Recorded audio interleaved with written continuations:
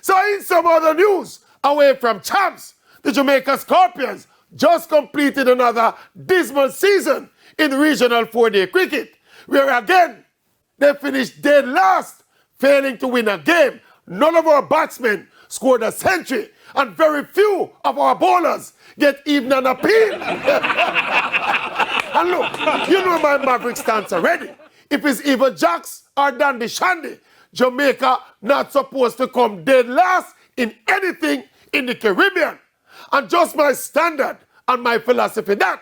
And look, inevitably, we have to get around to the JCA president, Mr. Billy Haven, who ironically just put himself up for the presidency of Cricket West Indies, we assume, based on his body of work as Jamaica Cricket Association president, which by and large has left a legacy of Jamaican cricket teams finishing dead last or near to dead last more often than not during his tenure. So, surprise, Billy never got to Cricket West Indies heaven. But this is serious though. We need to develop some kind of pride and conversely, some shame in Jamaica cricket. This dead last thing, it must not be tolerated indeed. It must be hated.